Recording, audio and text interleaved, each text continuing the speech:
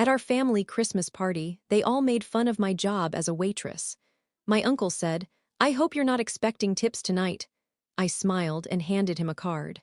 It had a check for $5,000 I'd cashed from a side business they all said would fail. The whole table froze. I 38 female have a big family, and most of them don't respect me because I work as a waitress.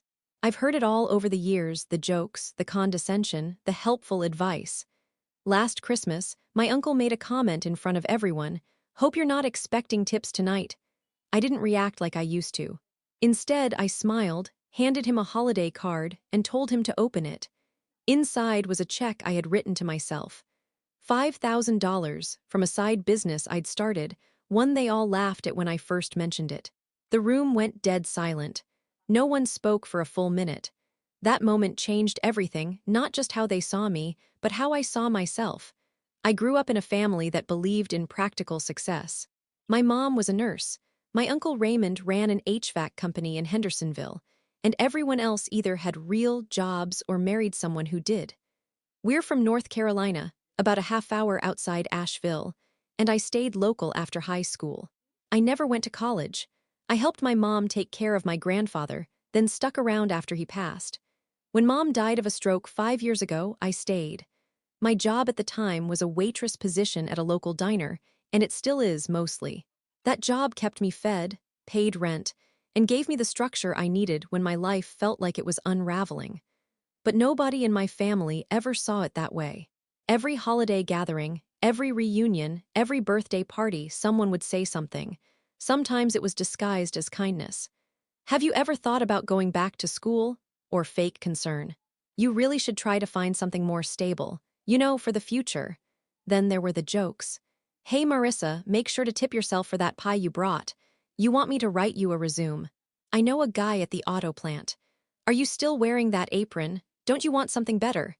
These comments came mostly from Raymond, my mom's older brother.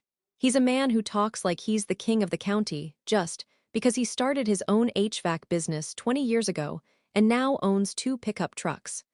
His daughters, my cousins Melanie and Tara, are carbon copies of him in personality. One's a stay-at-home mom who runs a parenting blog. The other works in a dentist's office and constantly reminds people about how early she paid off her student loans. I've always been the outlier, unmarried, no kids, no degree, no real job in their eyes. I rent a modest apartment and drive a 15-year-old Camry. I wear thrifted clothes. I bring store-bought pies because I can't afford to cater or host. I've learned to smile, nod, and avoid confrontation. I hate family drama. I hate feeling like the center of attention for the wrong reasons. But something changed 2 years ago. I met someone, not romantically, don't get too excited, but someone who changed my perspective. Her name was Tilda, and she came into the diner every Wednesday and Sunday. She sat at the counter and drank black coffee while tapping away on her iPad. One day during a slow shift, we got to talking. She told me she ran an Etsy shop that sold hand-drawn vintage-style greeting cards and art prints.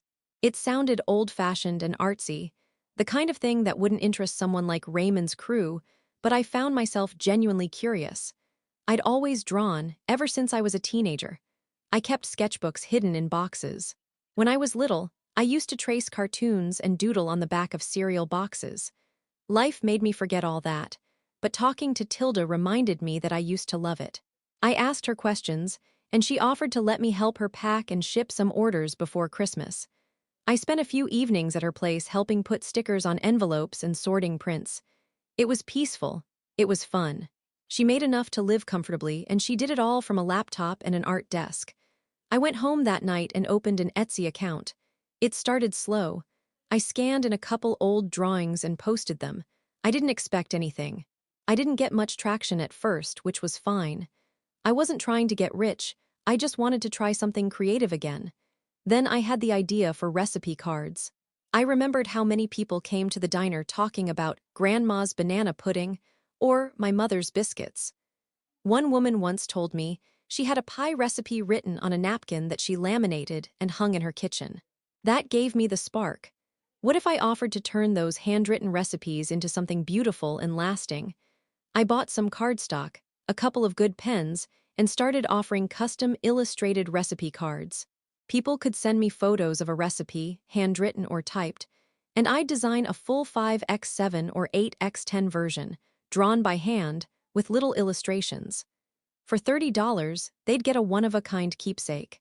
At first I got 2 orders in a month, then 5, then 30. That Christmas season was chaotic. I worked full shifts at the diner, came home, and spent 6 or 7 more hours sketching, wrapping, and writing thank you notes. My hands are cramped. I barely slept. But I made $74.12 in 1 month. I sat there in my tiny kitchen on New Year's Eve, staring at my phone, looking at that balance in my new PayPal account. It was more than I'd ever made in a single month in my life. And not one person in my family knew about it. When Christmas came around the next year, I was still running the business. I had added digital downloads, holiday cards, and pet portraits. I created a proper storefront. I bought a new desk and a cheap laser printer. I had officially made over $28,000 in total sales. I didn't quit waitressing. I still loved the regulars, the diner buzz, but now it wasn't my only source of income. Still, my family hadn't changed. Raymond invited me to Christmas dinner like he always did. It was at his big, over-decorated house in Hendersonville. He always did it potluck style. I baked pecan bars from scratch this time, wanted to show myself I could do something nice. The moment I stepped in the door, I felt it. The glances, the condescending smiles. Melanie came up and gave me that tight hug where she pulls back and tilts her head like she's checking if I'm still single. "You look tired, Marissa. Busy holiday season?" "I guess you could say that," I replied. Dinner started off the usual way. Loud chatter, wine, kids screaming in the basement. The grown-ups sat at the long oak table. Raymond was carving beef at the head. I was 2 seats down from him, between 2 second cousins who barely remembered my name. Then it happened. He looked up at me after pouring gravy over his plate and said, "So, Marissa, still flipping pancakes?" Tara chuckled. Melanie rolled her eyes but smirked. Then Raymond added with a big grin, "Hope you're not expecting tips tonight." The table burst into laughter. I didn't laugh, not this time. Instead, I reached into my purse and pulled out a white envelope with gold foil trim. "Actually, Raymond," I said calmly, "this is for you." He took it, still smirking, and opened it slowly. Inside was a folded check for $5,000 dated 2 weeks ago. "From who?" he asked, squinting. "From me," I said. "My business. I sell custom artwork online." That check was just part of my holiday earnings. Dead silence. I don't mean awkward silence. I mean total silence. Melanie's fork paused halfway to her mouth. Tara blinked. Even Raymond stared at the check like it might turn into a snake. I smiled. "You said my online stuff was a waste of time. Thought I'd show you the results." No one laughed after that. No jokes. No side comments. I folded the card back into my purse, took a sip of my wine, and went back to eating. After I revealed the check, that $5,000 check that no one at the table could deny, the silence dragged longer than it should have. It was as if everyone's brain collectively needed time to adjust to a new reality where I wasn't the family charity case anymore. Raymond cleared his throat first. "Well," he said, still staring at the check, "guess there's money in that Etsy nonsense after all." That was all he said. No apology. No acknowledgement of the years he'd spent mocking me. Just a forced grunt of half-praise, followed by him going right back to cutting into his prime rib like nothing happened. Melanie made some awkward sound, like a hum, and went back to fiddling with her napkin.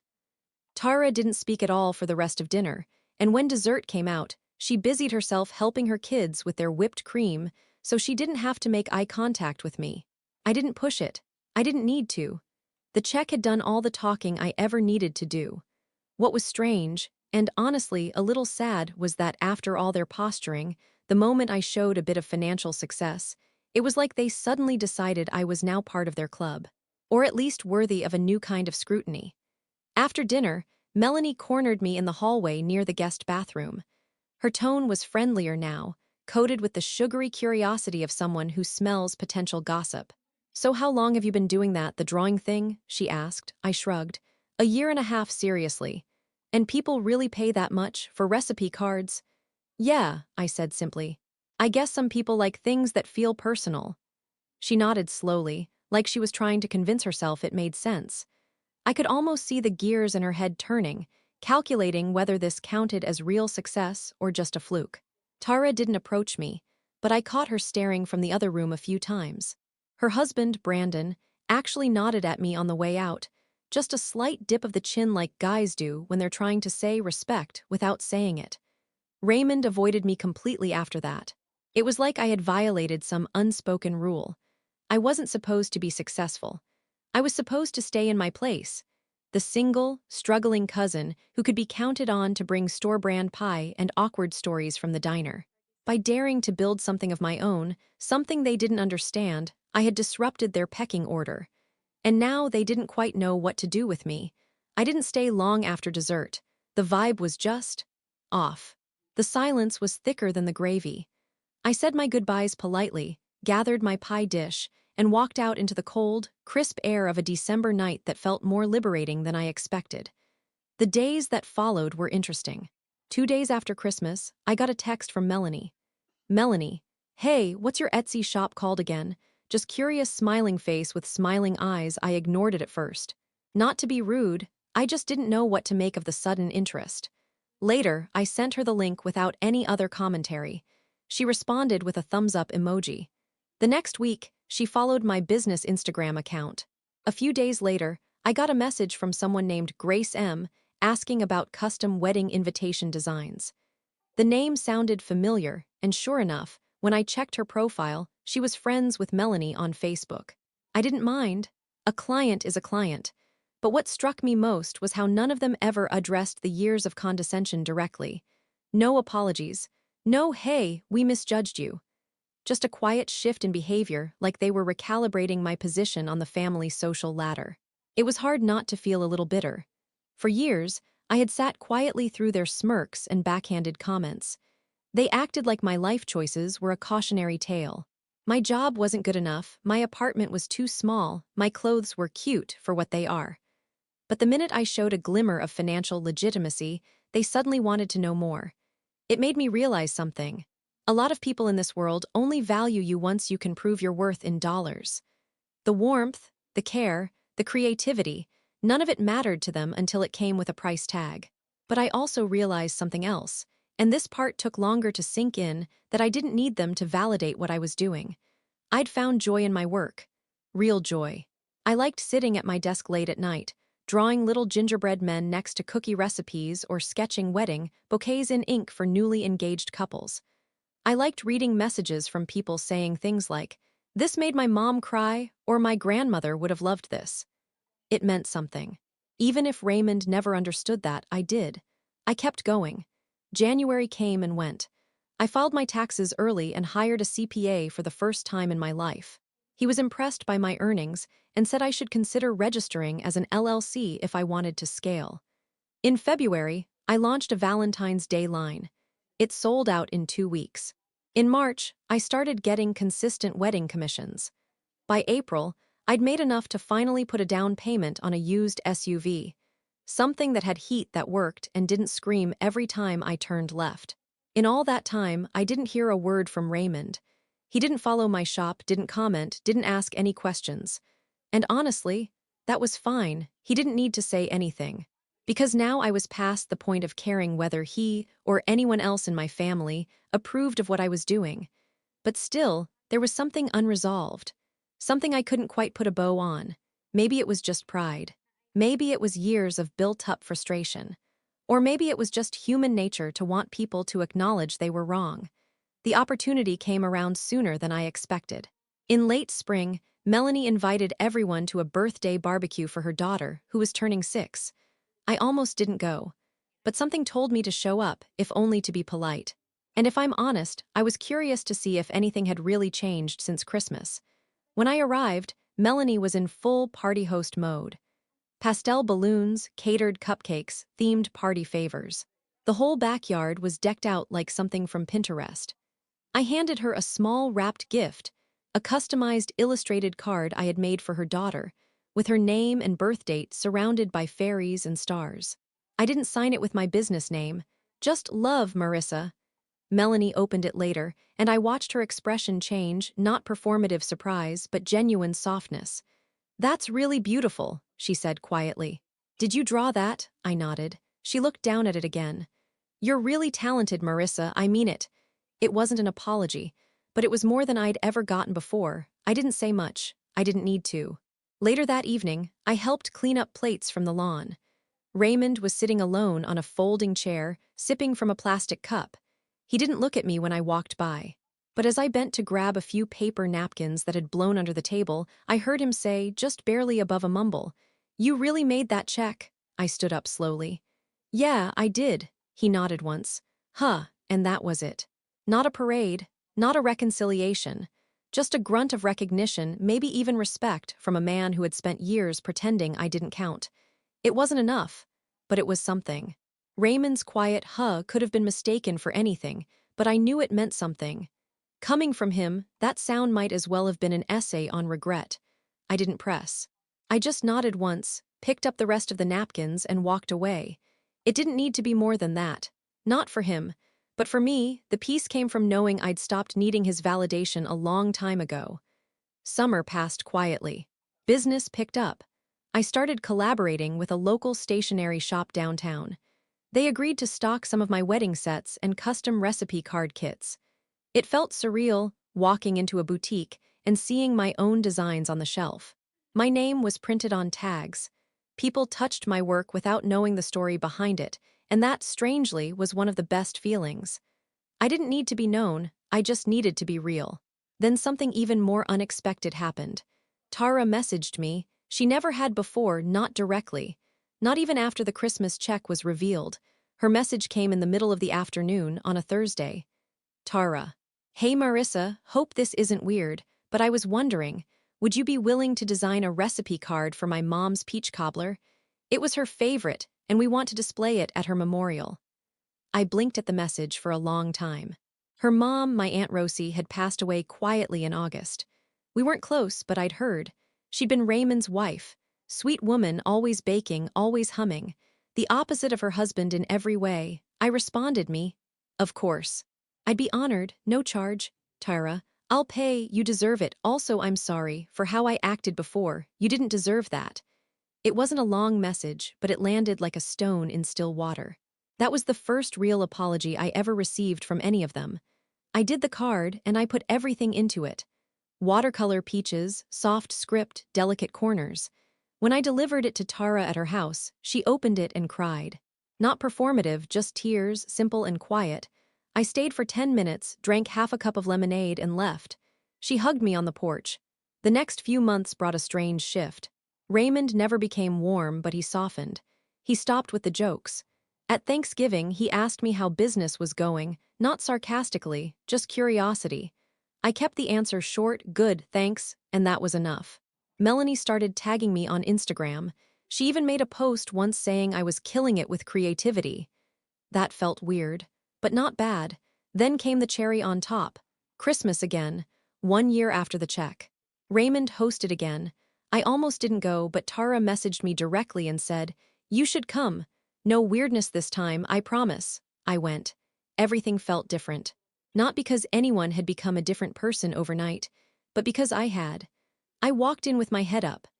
I wore a forest green wrap dress I'd bought from a local shop after a particularly good October sales month. My hair was curled, I felt good. When dinner started, I noticed something small but powerful. My seat was at the middle of the table this time. Not down by the cousin's end. Not near the kids, middle, right across from Raymond. Everyone passed dishes. Laughed, caught up. And then Raymond, carving again, looked across at me and said, "Marissa, you want the end cut or the center?" It was so mundane, so casual, but it wasn't nothing.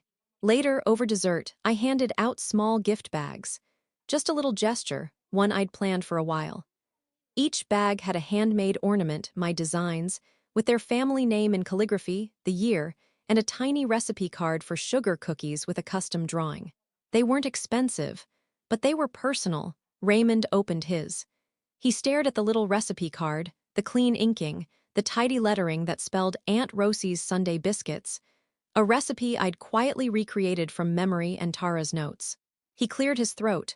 "Your mom would have liked these," he said quietly, not looking at me. I nodded. "I think so too." He didn't say more, but his hand closed around the ornament gently, and he didn't put it down the rest of the night. That night as I left, Melanie hugged me, not performative, not forced. "Glad you came," she whispered. "You really turned things around." I didn't correct her. The truth is, I didn't turn things around. I had always been capable. Always creative. Always hardworking. I just finally stopped waiting for them to see it and went and built it for myself. That's when things changed, because people can mock you, dismiss you, underestimate you. But once you stop needing their permission to succeed, once you claim your worth on your own terms, they either catch up or they don't matter anymore. This wasn't about revenge. Not really. This was about reclamation. And that, my friends, was more satisfying than any clapback ever could be.